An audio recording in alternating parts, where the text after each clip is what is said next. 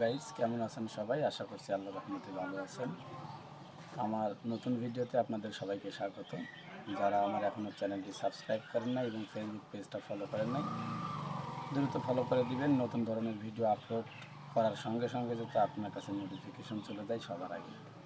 তো যাই হোক, বেশি কথা না বাড়িয়ে আমার আজকের ভিডিওর মূল আকর্ষণ যেটা সেটাতে যাই।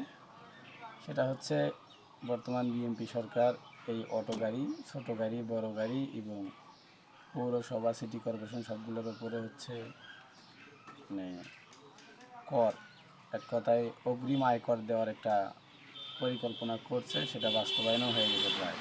এখন শুধু আমাদেরকে দিতে হবে বা আমাদের কাছে নিতে আসবে বা যাই আমাদেরকে দিয়ে আসতে হবে। ইউনিয়ন পরিষদের যারা আওতাধীন তারা ইউনিয়ন পরিষদে, যারা পৌরসভার আওতাধীন তারা পৌরসভায়, আর যারা সিটি কর্পোরেশনের আওতাধীন তারা সিটি কর্পোরেশনে দেবে। এটাই হচ্ছে কথা। তো আপনারা কমেন্ট বক্সে জানাবেন আসলে জিনিসটা কি ঠিক হলো কি না।